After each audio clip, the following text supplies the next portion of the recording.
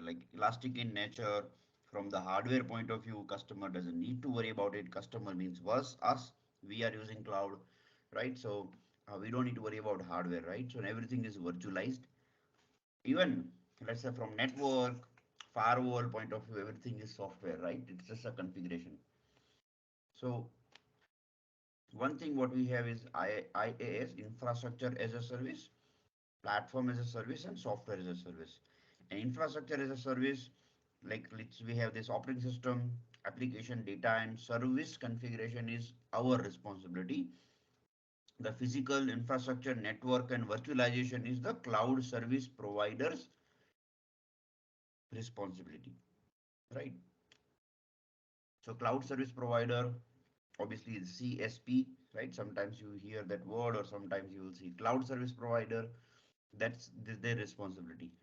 When we say platform as a service, physical infrastructure, network virtualization, still it is a cloud, but one more responsibility that they take care is about operating system.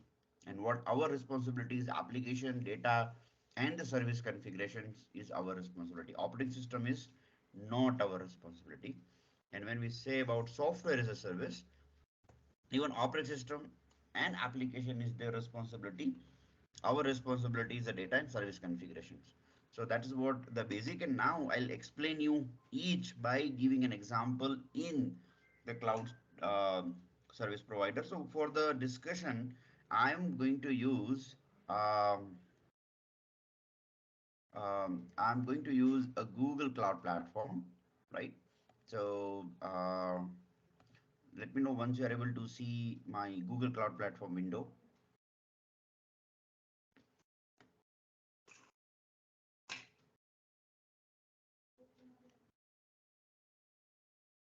Is it visible? Yes, Yes, sir. sir. Okay. So this is the Google Cloud platform. What we call it is a web console. And when we say infrastructure as a service, right? The example of infrastructure as a service is compute engine, virtualization, right? So let's say under a compute engine, what you have to do, let's say when you create an instance, right? So when you click on create instance, what you need to do is you need to worry about obviously region, which data center that you want to host into.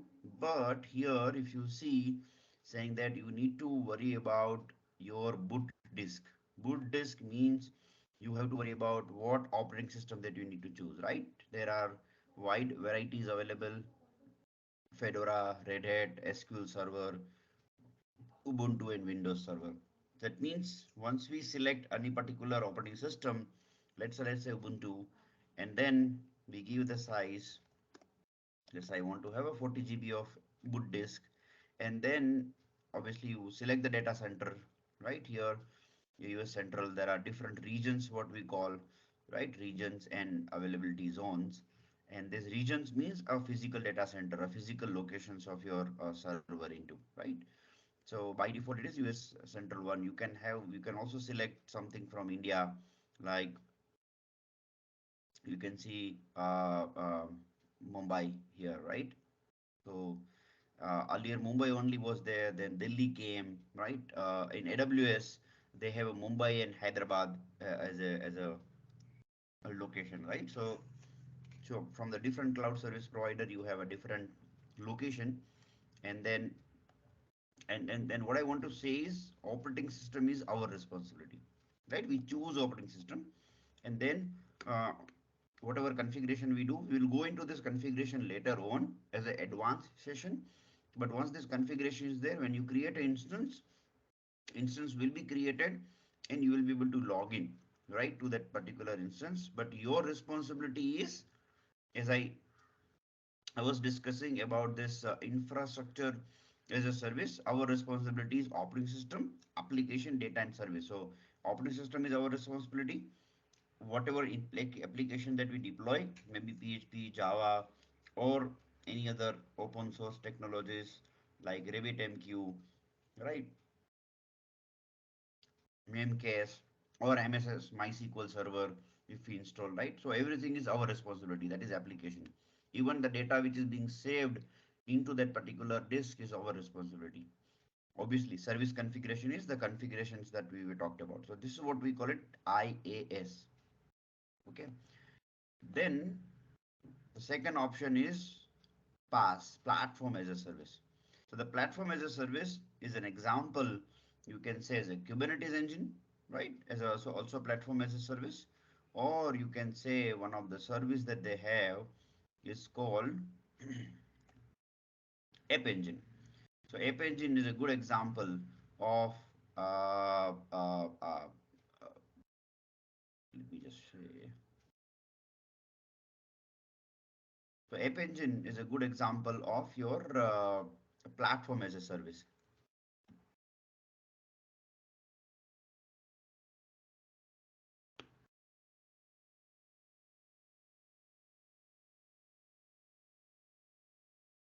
Yeah, you see this App Engine under under serverless. So actually anything under serverless is platform as a service. Cloud Run, Cloud Functions, App Engine um, uh, is called platform as a service. Why it is platform as a service? See what you do if you see the configurations, right? So what you do is just let's say if you say Cloud Run and just click on the App Engine. So what you do is you just deploy your application, right? By creating an application. Here you don't need to choose which operating system that you have to select, right? The operating system that it will be selected is by them, not by us. It is a cloud service provider's responsibility to give the operating systems and manage them. Our responsibility is just create an application here. Obviously, then data is also our responsibility. 1 minute.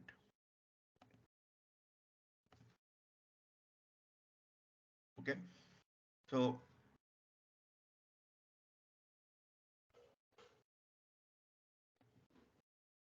right. So the data is also uh, our responsibility. So what you see here, right? Platform as a service is what create an applications. Make sure your data is under your control and the configurations under your control. That is called platform as a service. Now, when we say software as a service, software as a service, even application is not in our control, right? Only data and the configuration. So I'll give you an example of software as a service is a Google Cloud Storage. What we call it is a bucket storage. Just shift it to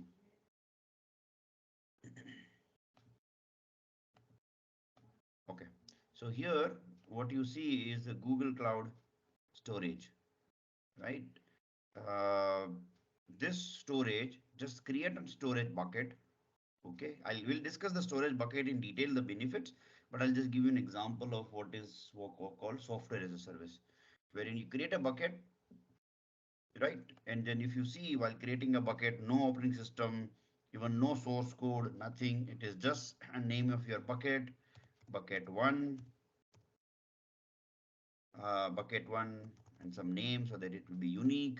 And then select the data center, right? Regional or multi-regional, and that's it. You just select the configuration of it, create. Once the bucket is created, then start uploading the data there, right? So the data is also your responsibility, right? So for example, the way that you are using Gmail, right? Your Gmail account is a good example of software as a service, right? We just create, subscribe to it, create an account, and email attachment and the configuration of that our account is our responsibility. That is what we call it as a software as a service. Similar example, let's say Salesforce or any other applications that we use, like the same, like let's say Microsoft Office or Teams, right? It is called software as a service, right? We are just using, and we are responsibility for our data. We don't need to worry about operating systems. Application means source code. We don't need to worry about source code. It is just consume the data, use application, consume the data, store the data, and the configuration is our responsibility. Any questions on this? from anyone? No, sir. No, sir. No, sir. Okay,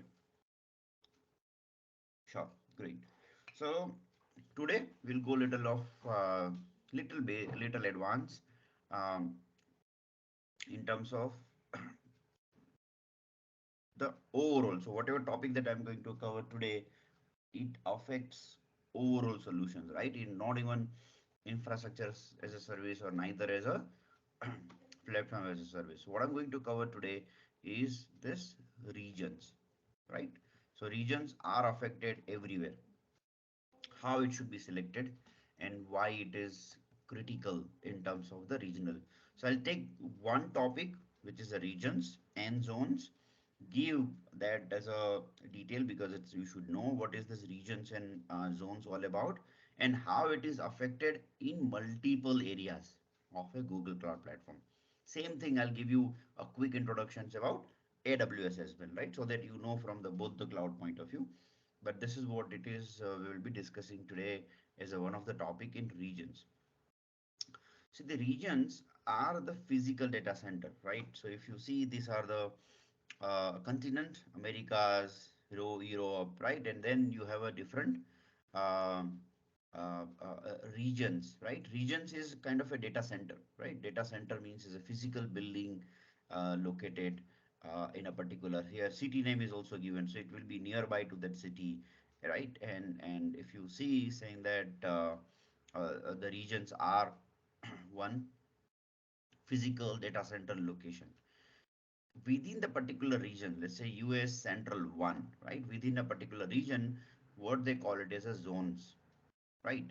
Now the zone are uh, it's like you can say, you can assume saying that a different floors in the building, right?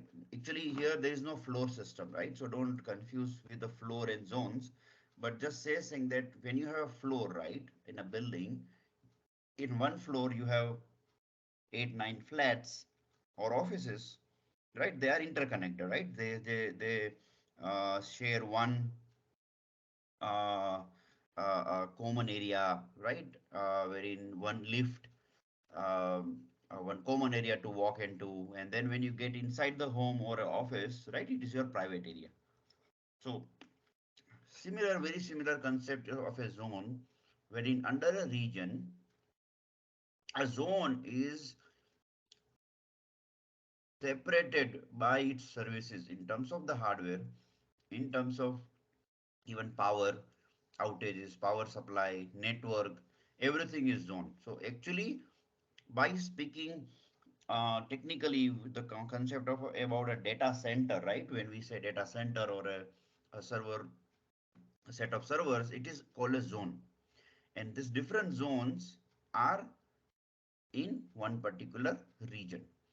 So from when we have a, like, why there is a need of zone, right? So there is a need of a zones because of the physical uptime limitation, saying that okay, something goes down in the US Central 1 because it's completely one building connected, then in that downtime, right, US Central A will be available always. So right, so this all different zones are physically disconnected from the electronic point of view, from let's say electricity, physically hardware, even network, right? Everything is separated. So even they from the cloud service provider, something happened to those physical data sorry, a data center problem, it will be a problem to only one zone, right? It's less likely that multiple zones will be down together. So that's the concept about zone, right?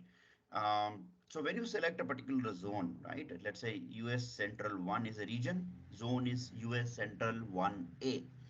And you when you create this particular boot disk, right? So when you create a boot disk will be created in that particular zone, right? As a physical data, maybe whatever you select. So the idea here is, let's say when you create a particular a boot disk under instance one, you and then server is created, under a particular zone, right?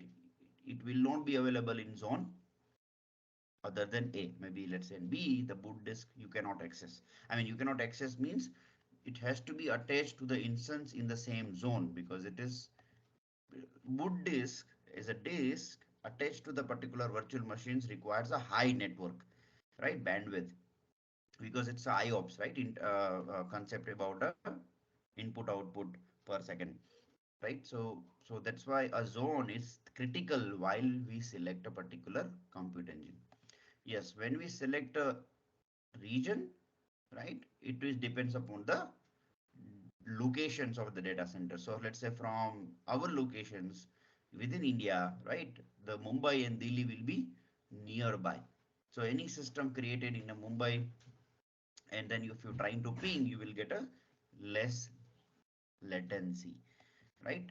But if you create depending upon the different physical location of the data center, right, the physical connectivity affects the latency, right? So if your customer, let's say, and the selection is, let's say, if your customer base, right, whoever our end customer is going to use the product based on their location, we will be selecting this particular region. Let's say if you are creating a customer for our USA, right, one customer is from USA and their user is based on USA, will be selecting one of this US central regions, right? And if users are from Eastern countries, then we will be selecting any Asia Pacific, maybe Singapore or a Mumbai. And if the users are within India only, then we'll be selecting Mumbai and Delhi as a region, right? So that's a selection criteria. And different regions, let's say different regions, we have a different pricing. So if I selected, um, so if you see, right, I have selected, let's say, Asia South for Mumbai for 2 vCPU, 4 GB of RAM, and 10 GB of a disk. The total price per month is $29.86. As soon as I change the region, the price will change. So let me select the lowest one, lower. See, 28.86. And that is because the cloud service provider, and same is true for AWS as well, right? AWS and Azure, they do the same thing. Yeah, pricing will be different, but same concept is there. The price is different. So when you why it is that so, right? The price also depends upon the physical data center location. Let's say outright purchase or a rent, electricity, hardware, duty, right? Custom duty on that particular bringing that hardware. Depending upon the country and the government policies, the price will change, right? And because of that, what cloud service provider is doing, they pass that benefit to the end customer because they are also getting benefit, right? So setting up the data center in USA is cheaper for them compared to even, let's say, Singapore, right? And that's why what they do is they give, you see, this is 30.61, right? So and then setting up the data center in Mumbai, right? The overall physical cost is little less than the Singapore, and they pass it to the customer. So now in this regions and zone, same way, let's say if we go to Google Cloud Storage and create a cloud storage, you will have, so after giving a name, you have an option to select multi-regional, dual regional, and only region. So there is no selection of zones here, right? The reason behind is when you select a particular region, which is a data center for our Google Cloud Storage bucket, what internally Google Cloud Platform does is they copy the data in multiple zones automatically. We don't need to worry about it. So our data, while having a bucket, is being stored into multiple zones within the same region. And because of that, we will get the high availability of a Google Cloud Storage bucket. So even if one zone is down, we don't need to worry about it because data is replicated there, and that's why their price is high, right? It's already a price. If you see the price of a per GB, it is 2 cents per GB, right? In a bucket.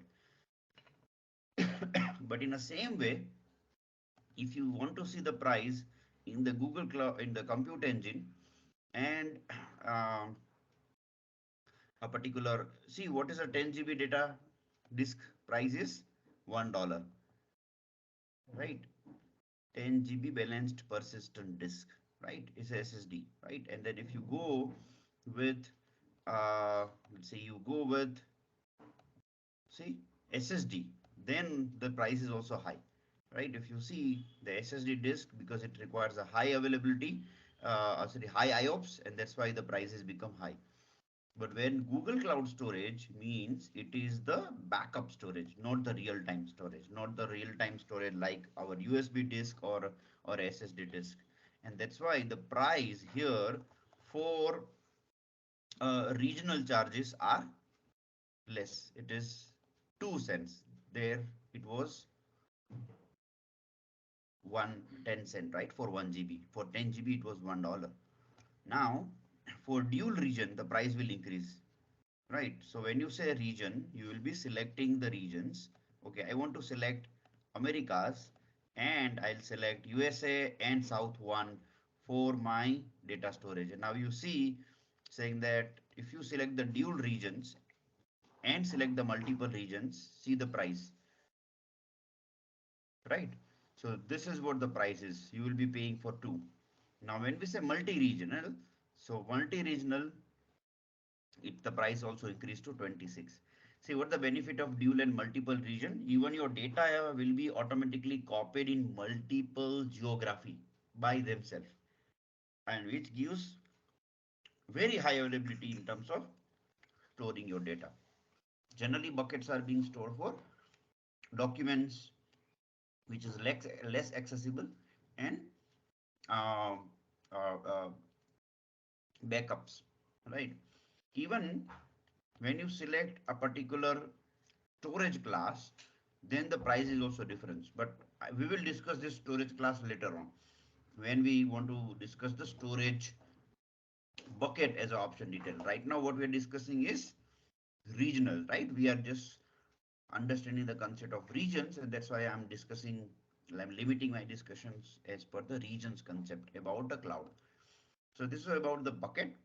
Same thing goes when you, let's say, even select Kubernetes engine, right? So when you select the Kubernetes engine, which is a container engine, when you create a container engines, it will give a selections of regions. You see, right? So that's how it is working. So here, when you say a region, that means there is no zone selections, right? There is no zone selections, and zone selections will come at the part of under a cluster. So let's select this US, and when we create next networking, right? When we select the network, and when you saying that what are the, see these are the Kubernetes. We will discuss the when we discuss about the Kubernetes, right? So here what will happen here is you will be selecting this particular cluster on a regional level, right? Cluster is always a regional level. Under a regional cluster, what you will have is the node which will be selected as a zones, right? So let's see what the discussion, what the cluster type and everything. So if you see this public clusters, right? Network is default, and here it is called autopilot cluster, right? And when we select create autopilot cluster, everything is they'll take care of it. That's why no zone selections, right? You see this create, and it will be a create of a autopilot cluster, right? Now there is a concept about standard cluster. So when you select that standard cluster, right? This is the Kubernetes cluster, and then create a cluster. Wait. Uh,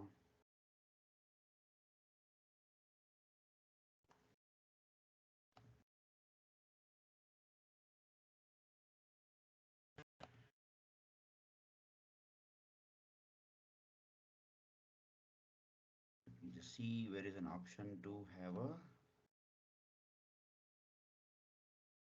So when you create a standard cluster, we will give an option to select the zones. I don't know where it is an option here.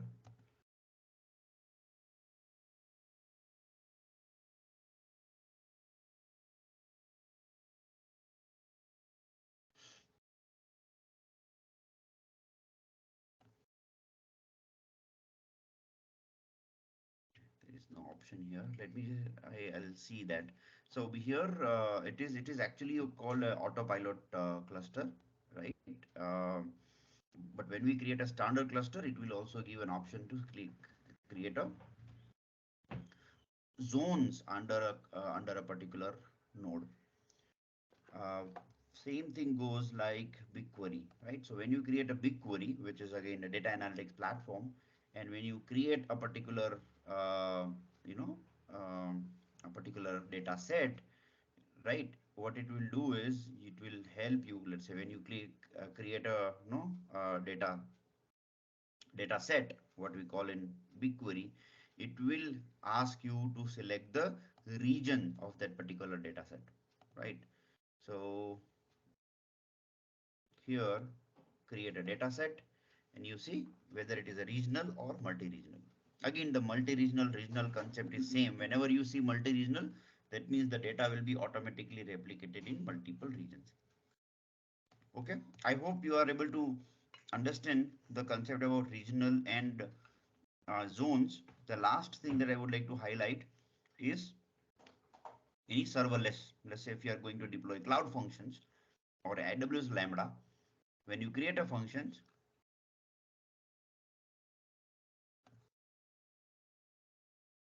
I'm using it first time on this account, so they're asking me to enable the API.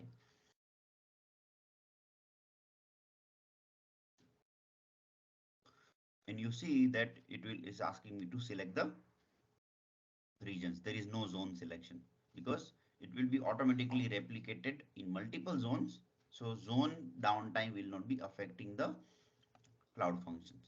So that's how you can get it. So if you are not aware, right, while working on it, because there are new services, right, there are a lot of services, right, and you are not aware saying that, hey, whether my services is zone based or regional based only, then you can just see the form by click on create and see whether it is allowing you to select the multiple zones.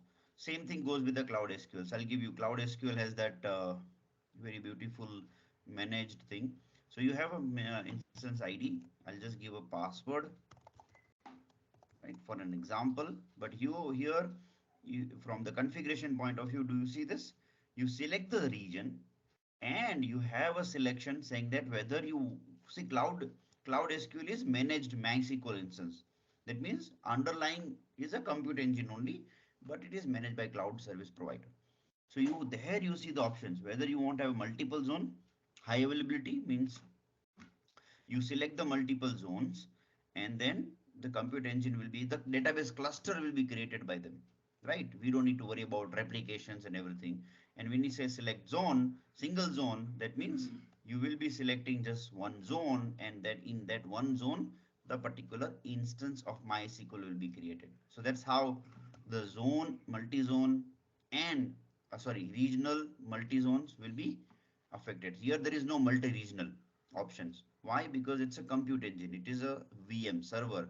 The replication requires a high network and no bandwidth, no latency, right? It should be in a less than a millisecond replications because data has to be replicated. It's a database, right? Transactions are very high in demand. So that's why it is a zone only. And you select the region, only one, and there is no concept about multi-regional in Cloud SQL. I hope the concept about regional, like what is a region, what is a zone, is clear.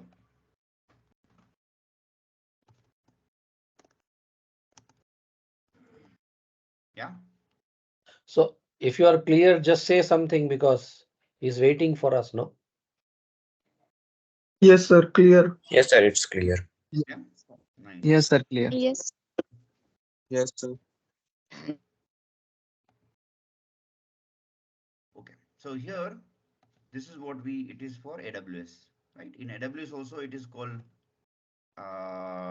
regions and zones, but in AWS they call it as availability zones. Okay, the concept is same, right? They have given in a diagram, right? And sometimes one regions have 3 zones, sometimes 4 zones, right? Same thing goes with the Google Cloud Platform as well, right? Sometimes it is A, B, C, D, E, sometimes only A, B, C, sometimes only A, B, because they're just setting up, right?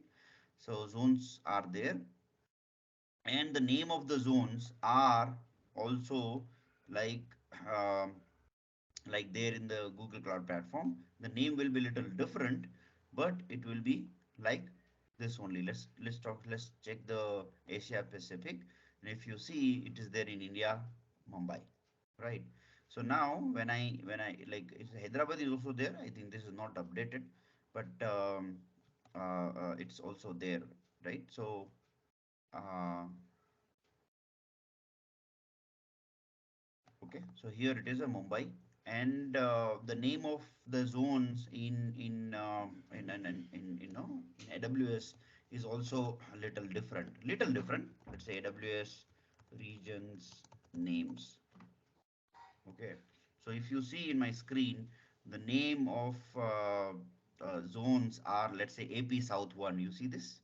AP dash South 1 is a Mumbai, right? Which is in AWS terminology. In uh, in Google, what we have seen, the concept about same physical location, Mumbai, but the naming convention is different, right? Here it is called, um, sorry, here it is called Asia Southeast 1. Uh, sorry, Asia South 1, right? This is the different name, right? Wherein in AWS is a different name. So don't worry about those kind of a terminology. No need to remember as well. Based on whatever cloud platform that you are using, you have to use that. Once you are comfortable, use it, right? It will be good for you. I mean, no need to kind of recall it because there are multiple regions, multiple options there.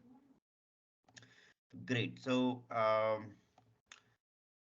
hope you understood the concept about regions and zones, right? Some services are multi-regional, some services are regional, some service at zone level. Now, how these zones are connected for us? So it is called network, which is SDN, software defined network, right?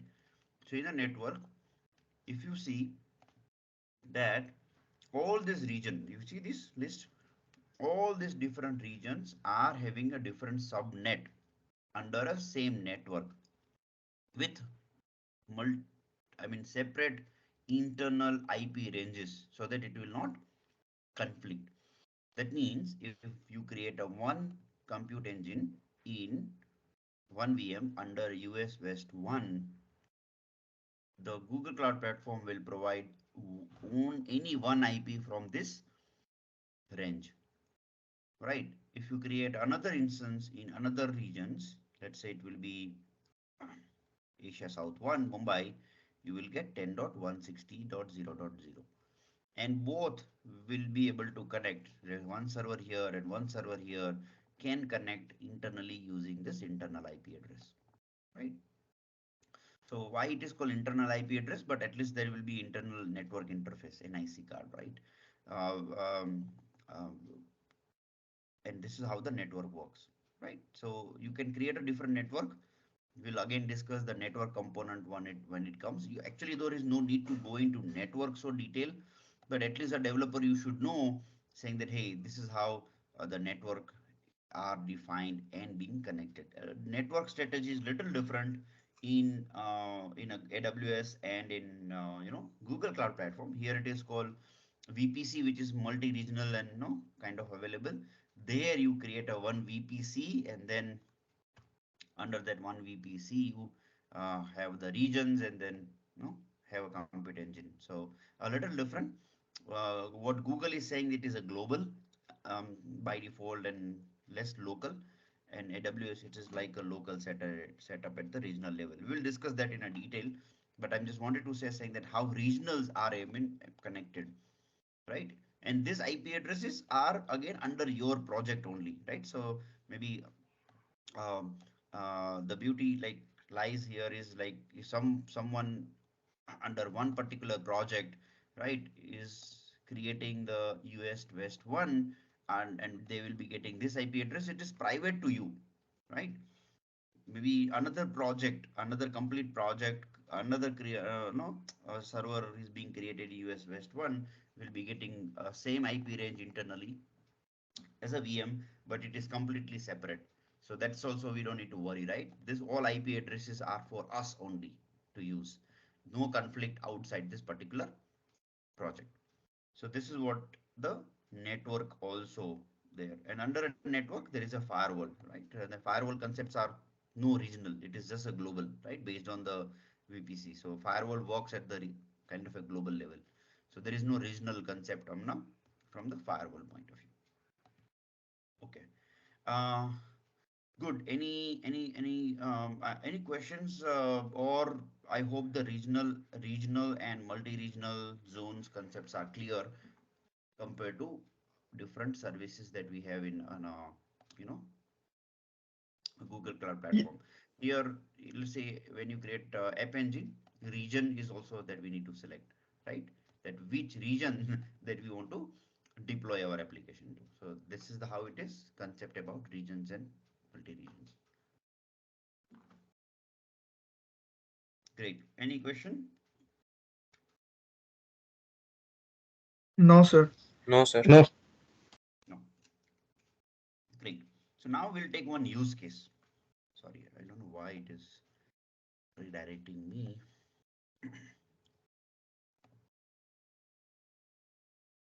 So we'll take a use case, right? So let's say we want to deploy a particular application, um, which is let's say our web applications, right? Maybe PHP, Python, and we wanted to have a database, right? So sometimes as a development, we have only one VM, one virtual machines.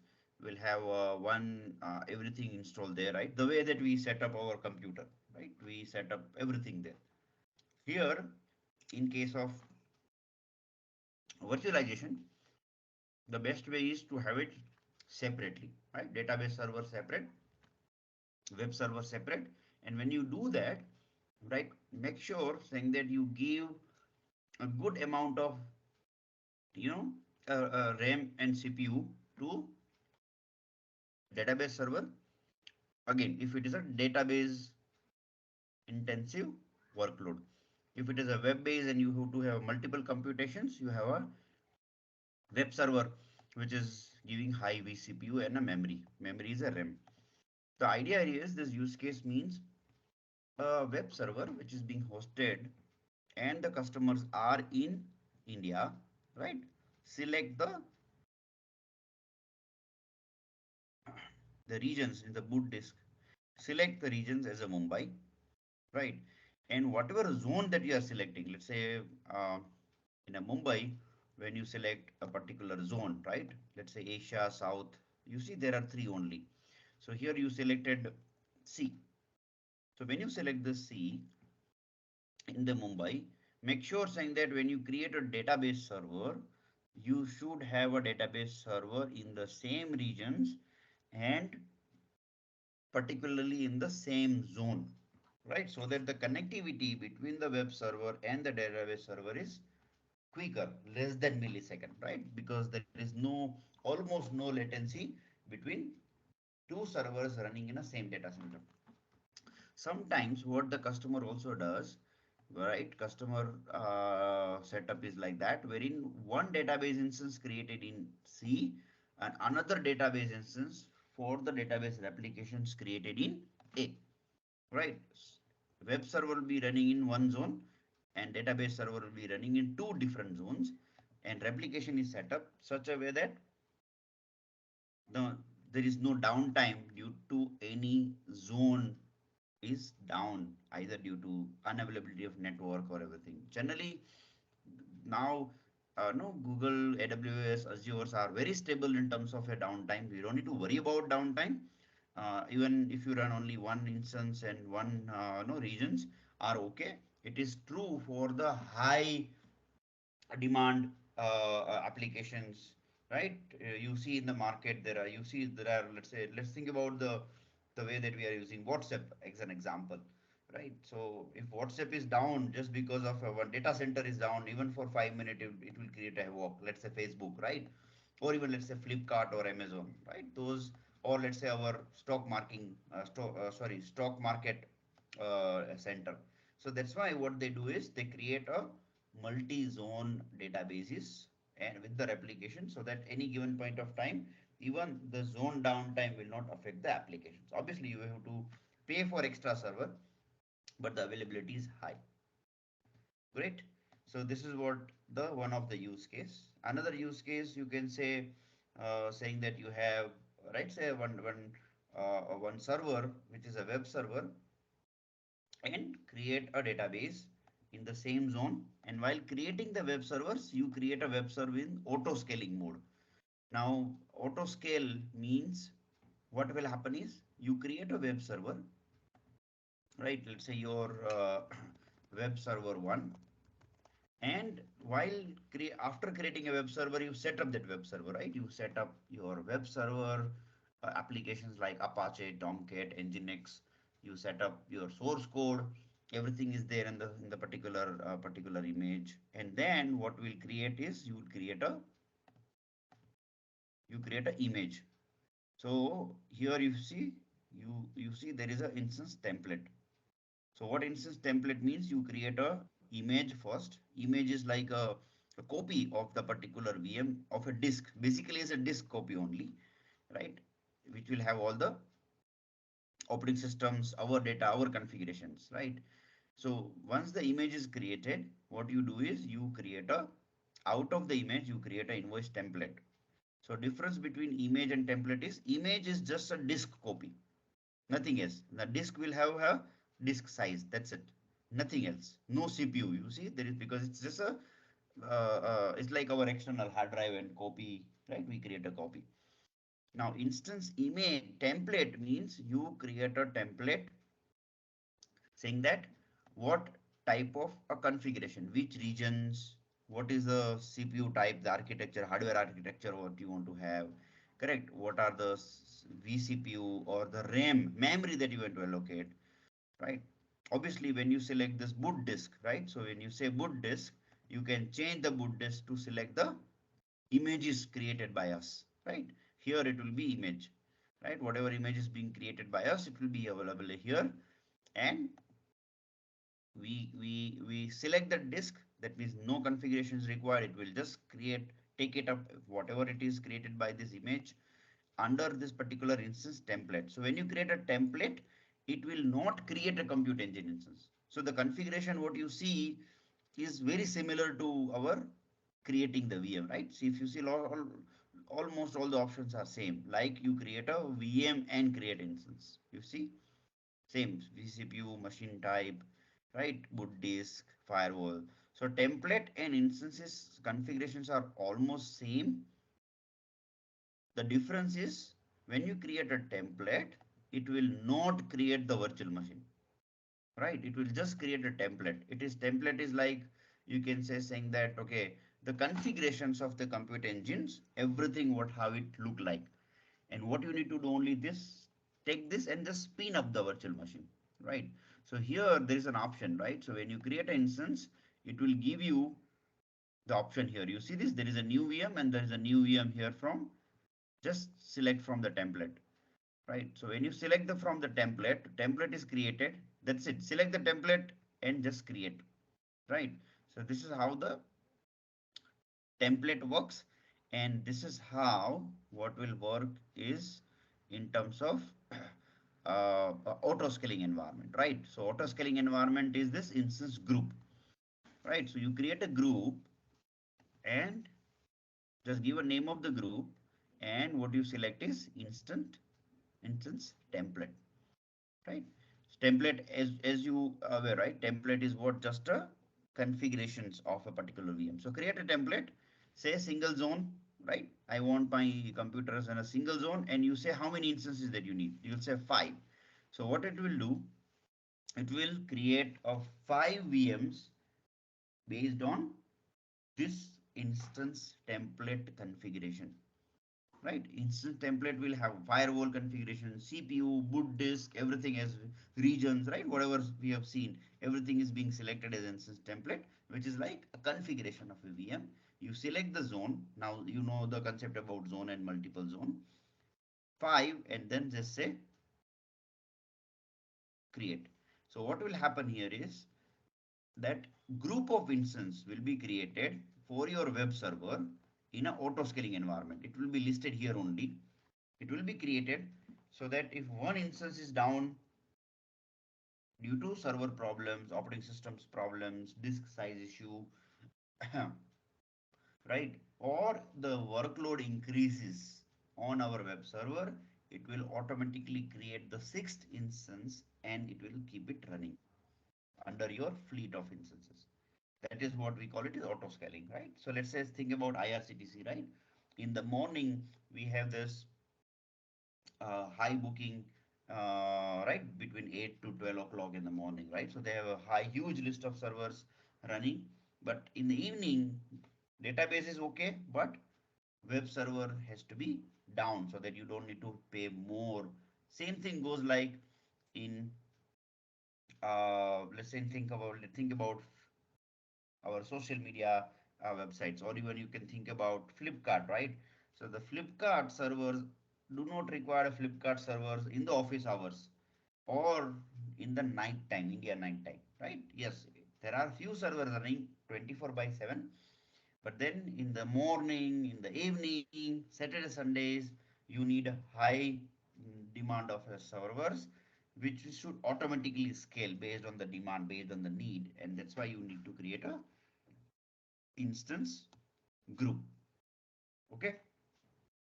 So this is concept about instance group, which will be created. Same concept, very similar concept is also there in the AWS as well for auto replication.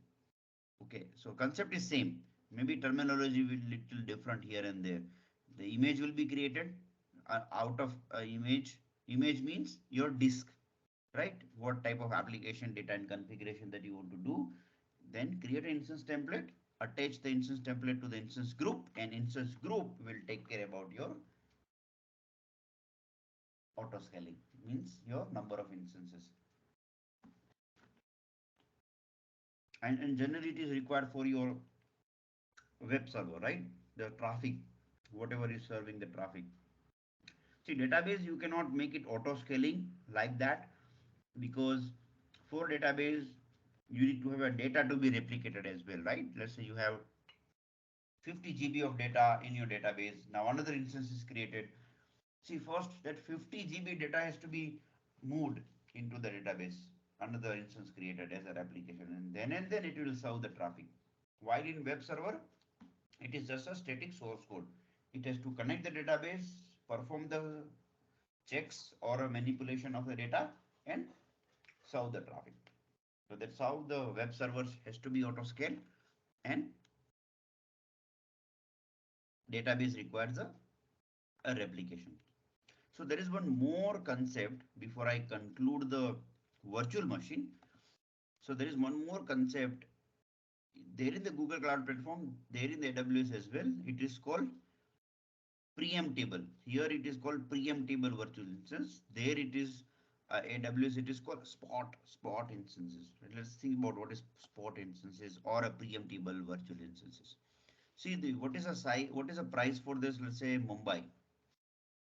Let's select the Mumbai for the same size of data like V2 vCPU, 4 GB RAM, 10 GB standard persistent disk. The price is 27.86. Okay. As soon as you make preemptible, right? So there is an advanced configuration here below. Okay, under advanced configurations, under a management, you have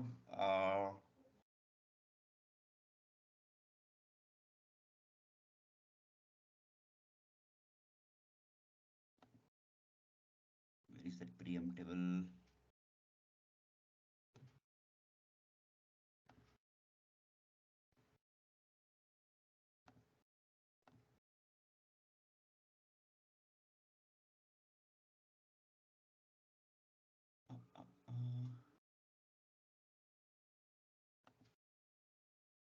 Okay.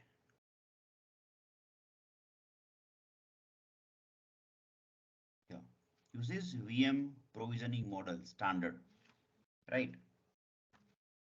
When we say standard means we hire the vCPU, the way that we discussed, right? The way that virtual machine works, right? We hire that, we select that, and the server should continuously run, right? Because we are purchasing for that particular hire for 2 vCPU, 2 GB RAM. This is standard. So if you make a spot, which is preemptible, right? Spot instances. As soon as you make a spot, see the price is half, even less than half. Earlier, for the standard instances, it is 29.86, and for spot instances for 11. Now, why it is like that? See, the spot instances that Google, like any cloud service providers, want to sell their free availability hardware, right? So let's say they are having capacity of having 10,000 virtual machines running in particular availability zone, but all 10,000s are not occupied, right? They have a free space. It's like a hotel booking room, right? So if all rooms are occupied, it is house full, right? Then nobody will be able to create any new or allocate a new room. There will be always availability. When you go, oh, a room is available, you occupy, and then you make it empty next day. So how that means the capacity is always not 100%, right? So what they want to do is they want to sell the spot instances in a such a way, saying that all the if the free availability of a hardware, they will allocate the VM and create the VM. But as soon as they need a particular hardware by someone who is looking for a standard booking, then the spot instances will be terminated automatically by the cloud service provider. So it is a concept like this. Again, you go to the hotel room concept, right? We purchase, let's say, hotel room for 3,000 rupees per day. We checked in. Next day we have to check out, and we are paying 3,000, right? Now hotel manager will decide saying that I have always a 20% capacity empty. Sometimes it is 100% based on the you know up based on the like season. So what is decided saying that okay, there is a spot booking. So you go book a room, you use a room, but as soon as someone comes to book for the full day, you have to empty the room, right? And you will be getting charge of, let's say, just 500 rupees a day. And any given point of time, you will be thrown out if there is a booking, not automatically, unnecessarily. But there is a booking, you have to empty the room, but you will be getting only 500 rupees charge. So, so what will happen here is such kind of workload. I'll give you the technical workload example as well. But from the hotel booking point of view, if you are a bachelor, you know, saying that I'm just taking a rest. I don't need to, kind of change anything. Which is my bag is lying there. I'm just resting. If they're asking me to vacate the room, I'll vacate the room in 5 minutes. Ask them saying that okay, hey, you have any other room? Yeah, shift it here, and then they'll shift to some other room, right? So it's a 500 rupees, right? There you occupy the room for a whole day, 3,000 rupees, and unless and until the next day comes, nobody will be asking you to leave. Here, same concept is there as a sport instances. See, the sport instances are useful in the workload like this. Let's say there is a web server which is traffic serving the traffic of a user. For them, no need to make it spot because you cannot have user to see error on the front end. But let's say user is asking for OTP. Okay, now to have the OTP generated, the service can run into the spot instances because if the OTP has an error, to send that to the server in one of the machine, which is a sport, abruptly deleted, then there is another sport instance running after 2 seconds, 3 seconds, another will start, take up that job of sending an OTP, and user will be getting OTP.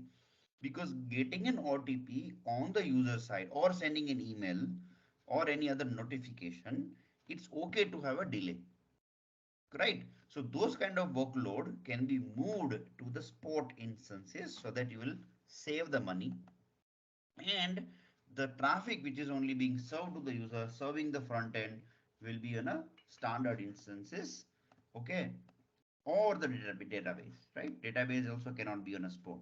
I hope you got the difference between sport and standard, right? Satish, if such is the case, in case of spot, then sometimes even the OTPs are like time driven, say 30 seconds, 40 seconds. So even can they be accommodated in this manner, or then the standard would apply in that sense? Because when you have a financial transaction, it so happens that you have 30 seconds to actually complete your operation to submit your OTP. Right. So, see, if you see the scenario, the 30 seconds to complete to type the OTP is just a counter from the validity of OTP, right? Yes, once it Sometimes if you arrives. some Once it no no arrives. not Yeah. not once it arrives. So there are two level. Okay. Mm. See, sometimes the application is designed in a such a way that once you get a confirmation from the server that OTP is sent, then counters you should start on a front end. Okay. Sometimes application is designed saying that as soon as you click on the OTP, send the request to the server and counter they will start anyways. Okay. Correct. There is no connectivity. Correct. Okay. It's how the application is designed. But irrespective of this, when the request is made to the server and the server is running, the standard, obviously the standard will send a OTP, but there will always be delay, either delay by mobile service operator, right, to deliver that OTP, right? So maybe you are in low coverage area and that's why you're not getting OTP so quickly. So there is always be delay.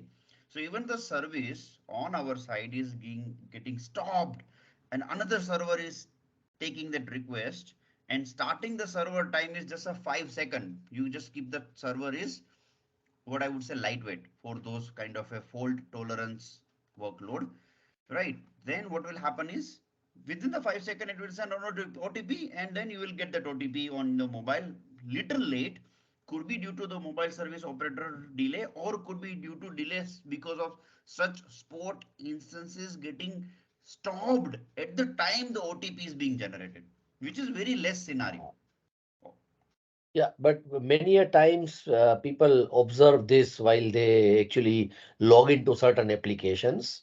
It arrives either arrives late or it takes more time to reach you, or Correct. probably while by the time it arrives, it gets expired and you need to do a new. So, guys, New. you should actually this is something very useful for all of you, right? Even for me, new for me, that in this manner resources are being managed. Right? Thanks, Satish. Right. And and the see, you are saving a 10, I mean, see the saving of that particular instance, right? If you are running that particular instance, $30. If you are running the sport instances, it is just $11, right? So you are saving more than $15 a month for those services. So it is okay to send a second time OTP for those few such occurrences, right, wherein the not able to deliver on time.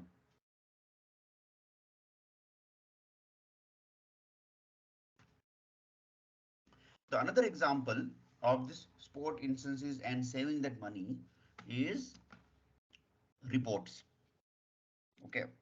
So example, a bank will, when you try to generate a report of let's say last 6 months or no 1 year, then it will take a request. It will some banks will not generate the report right away. Okay, it will say okay, give me a request.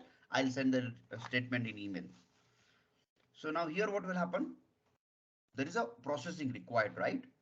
request the database, get the data, generate the PDF or format the properly, and then send an email. So for that kind of a backend job wherein user is requested, now whether user is live, connected, no any item required, then those services, which is a backend job like this, can be done using sport instances, right? Third example for the sport instances in case of uh, let's think about, see, there are a lot more, even I would say any other web applications, different use cases. I have seen that such kind of a backend job is always there, ranging from 20% of total workload to 60% of workload, right? Any system that you design, let's say for example, even smallest library management system. Now library management system, right, book availability, book search, right, is live, but let's say sending a reminder saying that now it is a due, or calculation of a due, sending the email for a due reminder saying that hey, this is the due, or maybe it will be you have to return a book within a 5 days, right? That kind of a job always be can be done through the backend job like a sport, right? It's okay if it is not being the email is not being sent in next 10 15 seconds. Let it be after 1 minute, right? It is just a reminder saying that okay, you have to deliver that in next five, I mean you need to return a book in next 5 days. So that kind of workload you can make it in a sport instances. Yes, the application architecture, the way the coding has to be written is different, right? Little different in the sport instances. We'll discuss that why it is different, but this is how it will work, this is how it will save you a money, right? So that's why it is called preemptible instances. That's why it is called ideal for fault tolerance workload. So whatever it is workload which can, it's okay to make sure the server is down abruptly, then also it should not affect your type of workload. So you should design. So if the workload are kind of more than 3 servers, 4 servers in your environment, such kind of workload, it is good to have a sport instances type of workload. And that's why you see most of the time, uh, most of the time, people are moving towards a microservices environment, right? And when you design any application using this microservices environment concept, few workloads you can actually make it on fault tolerant workload like a sport instances. One of the type sole talent is also very good, very less likely to be used, but some banking and finance wants because of the encryption data based on the hardware, right? Because of the so-called such a detailed encryption is required, and it cannot have hardware to be changed, right? Like in virtual machine, hardware can also change. Um, like you in 1 month, your VM is working on hardware number one, maybe month two, it will change it to hardware two, and then your all encryptions fails, right? So such kind of a situation, the sole tenant nodes are also available. Sole tenant nodes means um, you select, you give a particular region, and then what will happen is a particular hardware is allocated to you as a customer, and then in that particular no node group or a template node template, your machines will be selected, your machines will be created, your VM will be created in a particular salt telnet environment, right? So when you select that, you will have an option to select a particular uh, no uh, um, options to select the a particular hardware only. Obviously, the charges will be very high in terms of the sole tenancy, right? So here, what will happen is your machine will be here available. Actually, he says that machine type is not compatible. You will need to change the machine type. Let's say maybe N1 N1 should be there. Yeah, here it is, right? And then node affinity label, right? So here the node which is being created in a sole tenancy will be selected here. So sole tenant node. Sole tenant node means it will select a particular hardware only, and in that hardware your VM will be running, so that your data encryptions, keys, encryption technologies, which is dependent on the hardware configurations, hardware type, will be there as a tie-up, right? For very high critical workloads of such a, let's say, I would say defense and no government, or any companies like medical, let's say company which is like creating like medicines, right? So for those kind of a data, it should be in a very high security environment with the data encryption. So they go for this sole tenancy node, and they pay for high because the data is very critical, and it will give you a very secure environment from the hardware. So nobody will be able to even move, create, or even they copy data from outside, from other than that particular tenant, right? They will not be able to encrypt it because it's a machine dependent, hardware dependent. And the last option on the compute engine you want to highlight is reservation, committed usage discount. So if you commit saying that, hey, I will be using 50 vCPUs and 200 GB RAM, then you commit it, you still will be paying monthly only, right? But it will give you the commitment of CPU and RAM. Your price will be reduced around 30% if you for your committed no committed, like whatever you see $25, it will become $20 or $18 on the committed usage discount. The only thing is you will be paying monthly $18 per se, let's say. But if you reduce your workload, right, after 6 months, then also you have to pay for that committed pay, right? So even though you are having deleting that instance, reducing the workload of that 50 vCPU and 200 GB RAM, then also you have to pay for that same 200 GB RAM and 50 vCPU as a hardware. If you use completely, obviously um, it will give you that low discount, I mean like low prices, your cost is reduced because you are committing, right? It's like a hotel room again, right? If you are asking that manager saying that, hey manager, give me the, instead of 3,000, can you reduce my price? I'll book at least once in a week, every week for next 1 year. And then manager will say, oh no, okay, no problem. I'll give you in 2,500, right? But you have to come every week. So that's how the committed usage discount works. This is committed usage discount. Same thing in AWS also. The name is different. It is called reserved instances, right? That you have to say, saying that same thing, CPU, RAM, and you will be utilizing them. Or even Azure also have some. Good. So any questions? And then I'll give you little homework to do for all of you. Sir, how to create an account in a Google Cloud? So when you have a Google account, okay, any Gmail, right?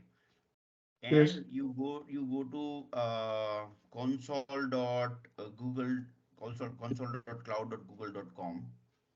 Yes. I'll just give you that here online. 1 minute.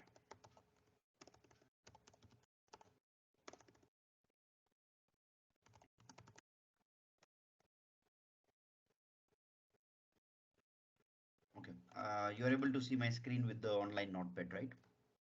Yes. Yeah, so this is the link. I'll share that link in a WhatsApp group, or our professor will also share that the same. But this is what, as soon as you visit this particular URL with your any Gmail ID, it will have some few steps. you have to give a credit card. It will enable the billing for that, and then you will be automatically redirected to a page like this. What you see on my screen. Okay. Yeah.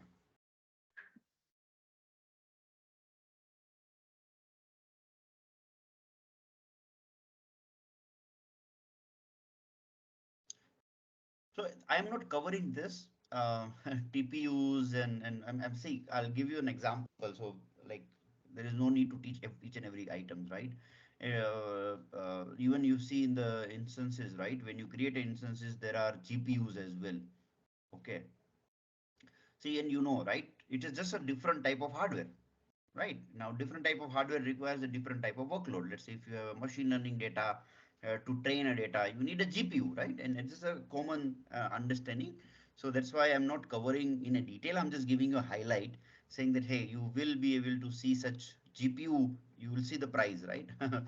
So, so the GPU also, available as a part of your like Google Cloud Platform, right? You can have this. You can have this compute optimize, memory optimize. See the memory M2, right? You will have a memory of such a large memory, M2 type of instances. What is a memory? 5.75 TB of a memory. I'm not talking about hard disk. It's just a RAM of 5 TB with 416 vCPU. And but obviously you see the monthly cost $36,000 monthly.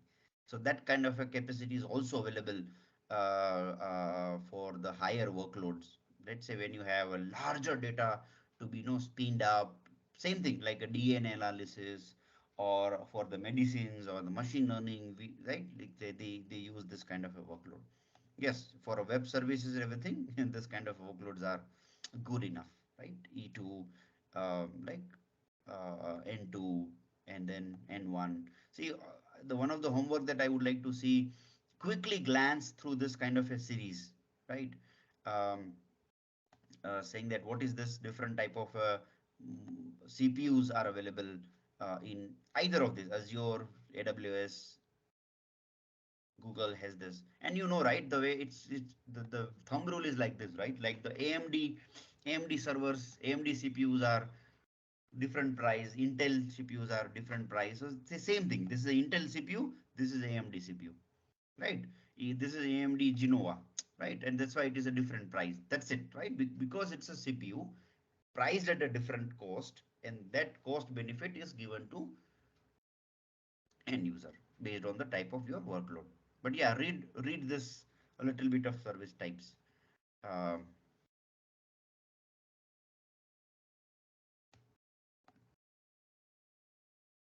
Sorry, any question? The last question understood, right? The creating account as this link. So, Any other Satish, what question? kind of web applications or websites are more appropriate for deployment on clouds as such? Sure. So, uh, see, we have this different type of hosting providers, right? Maybe GoDaddy, Hostingers. Um, so, always suggest if you are user based or yeah, like non-critical users and users are not going to be uh, generally you have a static website, maybe or a WordPress, right? WordPress is just a content management system, and then your website is static only, right? So those kind of websites, it is better to go with those no host such a hosting providers. Obviously, the availability is low. Your speed and performance varies. There will be a downtime, and we need to, and that's why when you say if you per day your visitors are less than 50 different users on your website, um, not 50 users, right? 50 visitors a particular day, then go ahead with those from the cost point of view, cheaper, hosting providers for such kind of websites. Also, Google Cloud Storage provides a facility to host a static websites here, right? It has a different configurations, little bit different, but you create a bucket with the website name, domain name, store your data in the particular region, and then automatically the data is being kind of served directly from your cloud service providers, wherein your what I would say, users are less. I'll give you one example of a website that my wife is working. Uh, let's say NWT event dot in. Okay, so she's into this event management, right? So this website, what you see, sorry, yeah, are you able to see my page now? Yeah, NWT events. So this is the event management where there my wife is, right? So you see this is a website, static website. Our specialty is, right, is a very static, is very lightweight and faster as well. No WordPress, because we know saying that this is just for information, right? And no much data changing. Data can change maybe 2 3 times in a week when such services are being changed or events are being no updated. That's it. No need to have WordPress unnecessarily workload. So this is completely hosted on Google Cloud Storage Bucket. No VMs, nothing, right? And it is being directly served from Google Cloud Storage Bucket. The website, yeah, name is like this, right? So you see this nwtevent.com. Uh, 1 minute, it actually event.com, but yeah, there are. So those data is being directly kind of served from there in the Google Cloud Storage bucket. So because Google also provides that free bucket, right? So your in a free quota, I'll just give you the even free quota. Good that you asked that questions. I wanted to say saying that GCP always free. Okay. So this is the Google is giving free. So when you register, it will give you $300 credit so that you can play with different for new customer, limited period of time, um, right? And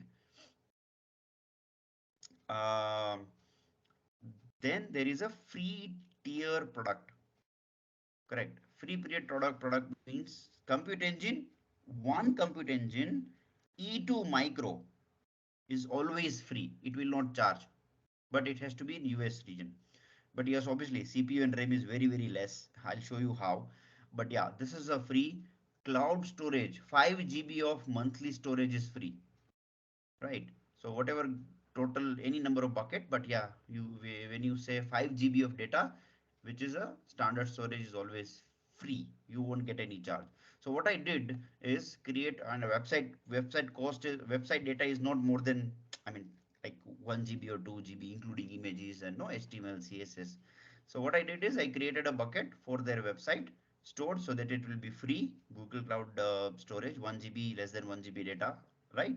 And the visitors are also less, like hardly 10 or 20 whenever there is a event or whenever they search through the no Google search engine.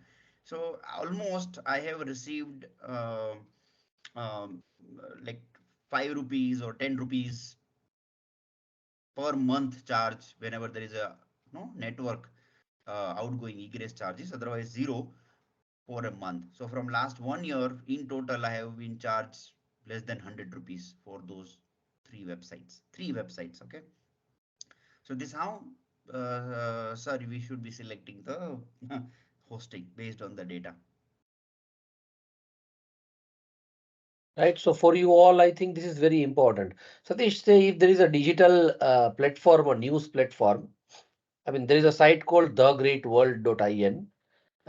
It had a few visitors a couple of years back, like 1,000 or 2,000 or 5,000 users. Now it has retraced back to a very low number of users, and they are planning to invent the website. So could that be a good idea that it's going to be a WordPress based CMS? Mhm. Because they have some reporters updating their news, and this will be propagated among users. So could that Mhm. be a good testing idea to float that on the this Google Cloud? initially for free? Uh, See, Google Cloud Storage, complete static, not a WordPress. Got it. Okay, complete static, guys. Remember that. Yeah. Okay. So there is no compute, nothing. Like Okay, WordPress is a got it. PHP code. Yeah. Yeah. See, sometimes this is also a case, right? This is a smart move. I mean, wherein people generally create a WordPress to have a easy content management, but they don't change the content for quite a few period of time. See, news are different. News has to be updated regularly. Correct. But some websites are so static, even though it is being hosted on a WordPress, not changing anything. But every time you visit, lot of computations are there, serve the data again, right? Maybe one or two times they change the image or some content, right? It will be easy for them. So for such cases, WordPress really not required, right? You are unnecessarily getting charged for the WordPress hosting.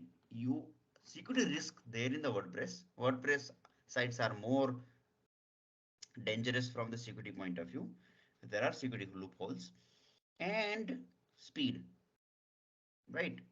Here, when you see this, right, this data is also being changed. I'm not saying that static data means you cannot change it. The only thing what you need to do is you need to just go ahead and change in the HTML value directly, correct? And serve it here through Google Cloud Storage. So here the speed of that website is really quick. I mean, no any other service provider will be able to give this kind of a faster load time, because that's a Google network, right? And that's why the performance will be really good. So what you can use, right? I'll give you another example. So there is a concept called static website builder or an engine, right? So you see the static site generators. It's like open source, right? So instead of even writing the HTML page for everything, what you do is use this such uh, different tools. One of this I tried Next.js long back, but you can do this. And what will happen here is, um, you create a separate HTML pages, right? Let's say for example here in my website, okay, I'm not using it, I'm giving an example. So if you see saying that there is a logo here because it's a header, there is a footer, right? Locations is always there, same footer and header always. So make it separate HTML component, right? Create a template in the static site generator, and whenever you are changing any one content, run that this static site generator engine. It's like compiling your code, right? The way that you change a code, compile a Java code, and then you deploy. Same thing, change HTML content, compile it so that it will create other static websites, static pages of your websites, different pages for your header, footer, and all other stuff, and you are done, right? And then deploy to such a static service providers or a static engine like Google Cloud Storage bucket, right? Or maybe even GoDaddy, but a static, no WordPress. And the sites will be cheaper, performing faster, so good for us.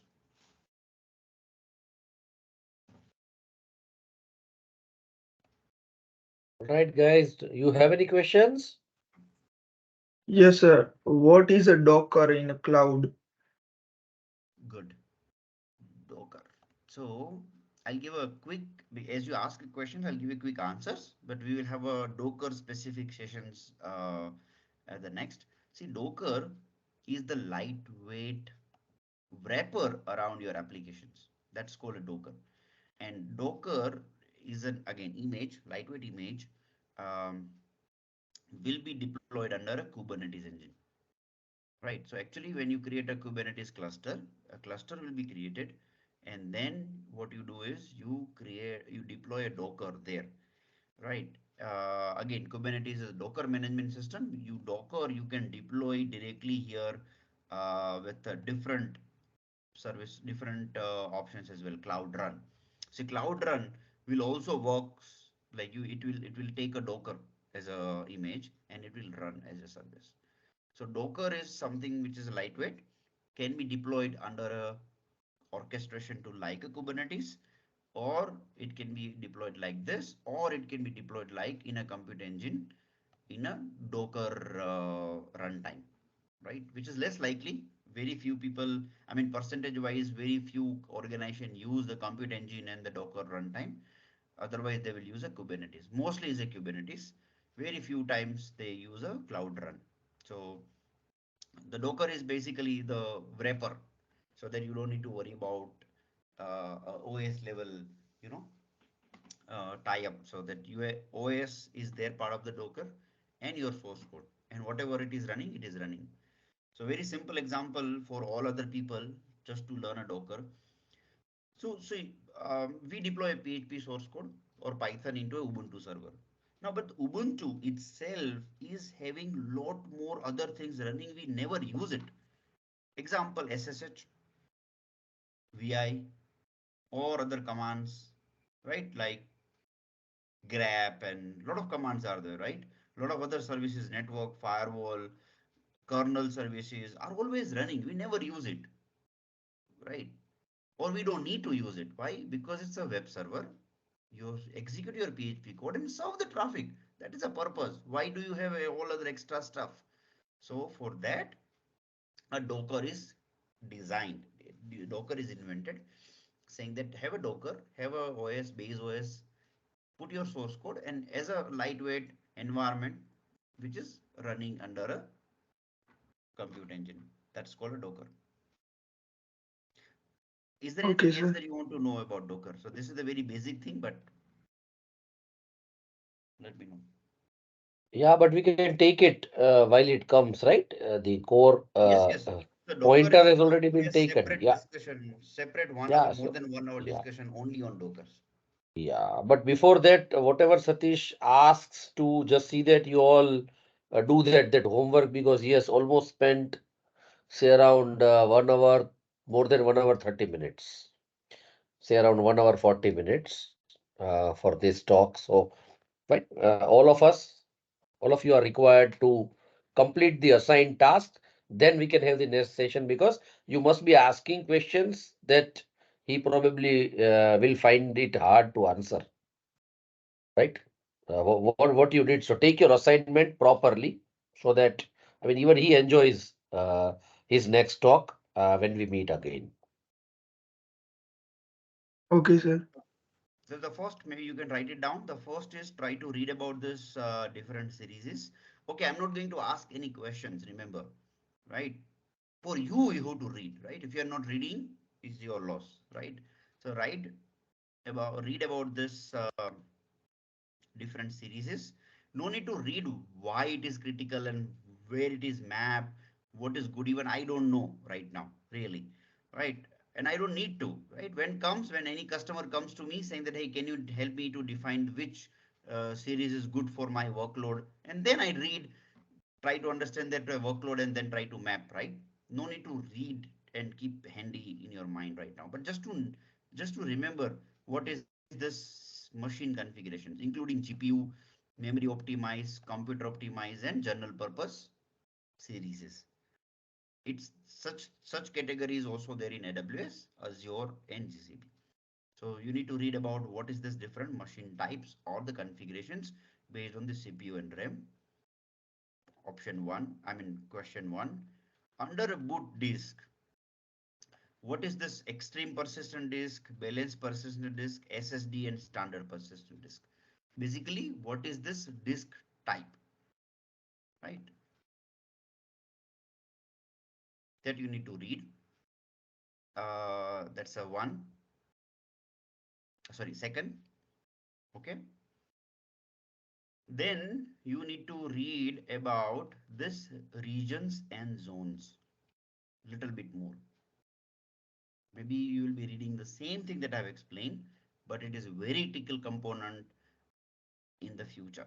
Irrespective of any cloud services that you do, right? It will be there. So what do you need to do? You need to try to find out the different services. This is called services, right? Different options, services. What's sort of services are zone based, availability zone level? What are the services are regional level? What are the services are multi-regional level? And what are the services is as global level? We haven't discussed global yet. I would like you to find out. Okay. Maybe you can ask questions the next session, but try to find out global, multi-regional, regional, and zone level. So what are the different services? Again, you can take an example of AWS, Azure, or GCP, whatever you find is good. I don't want to stick to one cloud platform, but read about the different services are at this different 4 level. That is the option number 3. Okay. Then read, try to find out saying that, hey, what are the sample services? We can say it is as a infrastructure as a service, platform as a service, and storage as a service. So read that a little bit. And if you want to go advanced, right, and this is optional for the people who are good at it, at least, I mean, basic are clear in terms of a cloud. After reading all these 3 items, read about App Engine. Okay, try to have your basic idea, read about App Engine. I always suggest any good developer, irrespective of the language, should be aware about App Engine. And App Engine is even, let's say to all, even the professor, the App Engine is the engine from the Google gives you the Google scale of an application, right? Means the way there is a norm. How do we check whether we have internet is working or not, or internet is there or not? What do we do? What is the first thing we do? We go and say google.com. Correct? Yes, sir. Agree? Why? This is also one web page. I mean, serving from somewhere, right? But but we have so much trust on this particular web page, saying that it is faster and it will never be down, right? Yes, sir. And that's why Google is not saying, right? See, nobody's saying, you won't be able to see any document anywhere saying that, okay, to check the internet, go to this Google page. But it is publicly accepted saying that to check even there is internet or not, running or not, go ahead and just check if the Google page is getting loaded or not. Why? Because it has got that credibility in terms of uptime. The way we see saying that anything you want, search Google, right? Why you are not saying that search Yahoo or search MSN or search Bard, right? Or Bing. Why normal terminology says that, okay, search anything in Google, right? Because the search index and results are so powerful and faster. Same way, the app engine, what I was trying to say, is such a powerful uh, uh, tool in the Google Cloud Platform, not available in any cloud service providers. Not even similar services available, but the way App Engine gives the uptime, the way it's a flexible, uh, obviously there are constraints how it is being developed as a developer, but it has a very high uptime. No need to worry about operating system, no need to worry about downtime. And I have tested my applications in the workload, right? So when I deployed an app engine and when I shoot a workload, it's like increasing your load, right? uh, um, the instances, the running, it's not a compute engine instances, right? It's a app engine instances. What do you call it? Is instances, which is not, remember, it is not a compute engine instances. So within 2 seconds, it has shoot up from one instance to 45 instances. How many seconds? 2 seconds from one instance to 45 instances and serving 1,000 users. And as soon as the 1,000 users are become one user, based on the timeline that we said, maybe 30 seconds or 1 minute. After 1 minute, it become again one or two instances, right? So that's how this compute engine is. The uptime is so good. It is driven by the global Google, you know, what I would say, Google architecture, Google network availability. So the application you design in a workload will give you same uptime like Google search, equal. And that's what the Google App Engine is. Obviously, the the price is little high, the way that we serve the workload of our compute engines and the app engine, but because of this elastic in nature, wherein in night time it will reduce, in the daytime it will increase, even a fraction of seconds I was talking about. So you are actually, your price is averaged out, and you will be not getting much charged automatically. Correct. But per hour charge is high in app engine compared to the per hour charge in compute engine. So this is what also I would like you to read about app engine. As a developer, uh, uh, basically when I used to develop heavily long back, but since then till now I love App Engine. So try to learn little bit about it. Little difficult, uh, more restrictions, but it's a very good as a developer. Your developing skills will automatically be increased by those limitations, because those limitations are generally creating the problems in the applications, and applications are, generally become a down performance problems. So App Engine has those problems removed. Even so, one of the limitation is you cannot write anything in the local file system. Great example. I don't know why do we need to write anything in a local file system via applications, right? Should use a Google Cloud Storage or save a data in database.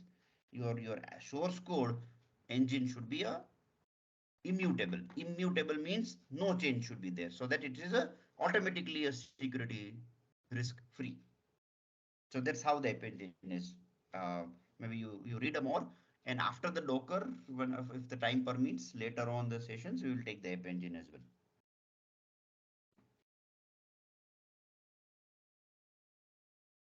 Right. So in a market, Google, nobody is able to compete till now on their BigQuery solutions. This BigQuery and App Engine. These two products are, performance point of view, nobody is able to beat. Neither even Azure, neither even AWS, and the whole Google infrastructure earlier. Nowadays, I don't know, but earlier in the Google infrastructures, even their email, even their other YouTube and all other solutions are on BigQuery and App Engine. So think about the whole Google infrastructures and the load that it is taking. So these two services are very good, that I like most. Great. Any other question? Right. If you have questions, please go ahead. If no questions, fine. You can just respond or maybe come back with what he has asked for, right? And come with follow-up questions when we meet sometime next. Okay, sir. So I'll repeat the points. Go through the machine types, go through the disk types, regions, availability zones, and the different services, which is why it is called infrastructure as a service, why it is called platform as a service, and why it is called software as a service. So read through this basic concepts. Once your basic concepts on the cloud platforms are clear, like regions and disk and types and platform as a service and containers, your base is clear, right? And then you can really learn on yourself any cloud platform in detail. So read through this, and then like we'll have a session in a week or so, or depending upon your exams and availability, we'll take a sessions. All right then. So Let's thank Satish for making it so simple, right? He's better than the most, and I mean the concept that he has taken up, I mean, have been explained so clearly that I think when you will sit next to install or to actually configure yourself, I think you'd find it very easy. Anyway, I have also recorded this session, right? So we'll share it with Satish as well, and you can have access to the recorded session whenever you want to. Thank you, Satish, for uh, this wonderful session, and we'll keep continued contact with you. And let's hope that these interns would probably be able to do something good in the coming time. Thank you very Yes, much. yes. Thank you. Thank you.